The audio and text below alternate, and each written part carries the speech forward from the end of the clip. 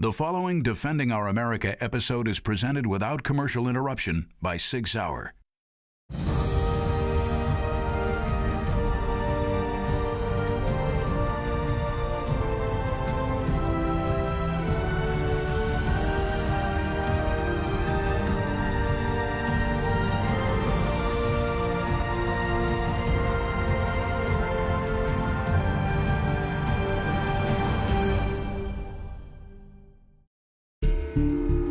Building young warriors, you know, how do you raise your kid? They've reached that. They've taken religion out of schools.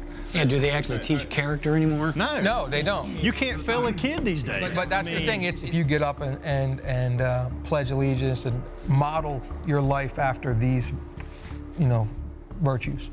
And now if you do that, it's considered not cool. Well, you're ostracized, and you're being critical of those that aren't like you. If you have any kind of value, then you're actually being, you know, reflecting negatively on those that don't have those values. Well, not only that, but you're being called intolerant. Yeah. If you want to have a certain set of virtues and values. I was born in the 50s, and I remember America at a time when, you know, patriotism was something that everyone felt. I remember watching when Neil Armstrong took the first step on the moon, and I was just so proud to be an American. It was a time when, you know, it was important to be part of something bigger than yourself. People were willing to band together and to shoulder any task or, you know, bear any burden. And I think that was something that stood us apart from other countries. Generational differences aside, you have to understand that we are all leaders in our own little worlds. And so you have to push those core values, those leadership values, you have to push those down to the next generations, because I'm not worried about my America right now. I'm worried about what I'm handing off to my kids. And you guys all know we're staged to hand off a worse America than we received from our parents and grandparents. For the first time in history. Our job is raising children, raising the future generations, and raising them in a manner where they're going to be able to carry on.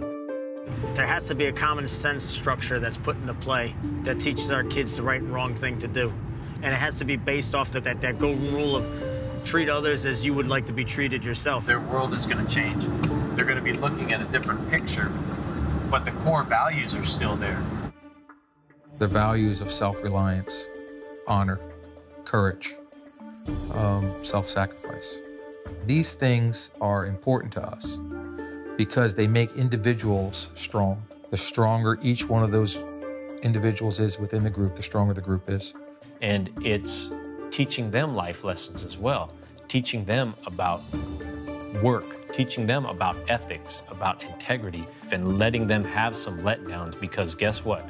Life is going to be hard. You can no longer be a winner, because then that would be there's losers. There's a loser. And we can't have losers And anymore. losing is the greatest lesson in life. My father instilled in me the frame of mind that if you get knocked down, you pick yourself up and you start over. And you keep doing that, you keep picking yourself up, and eventually you're going to be successful. Nowadays, unfortunately, a lot of people don't even want to try on their own. This country is great, but if we don't get back to promoting greatness and teaching kids how to lose with honor and how to win with honor, we are the country that settles for satisfactory. And we used to not be that way. But it gets back to the same thing we were talking about earlier too, which is if we can start to build self-reliance and pride in doing things yourself, right? If things are done for you, you don't get that. Stand on your own 2 feet. That's what was intended here. That's what was intended for this country, is for you to be able to have a free mind. Next time on Defending Our America. 9/11. They were told that there was a possibility, a strong possibility. Somebody along the chain didn't listen or didn't think it was possible.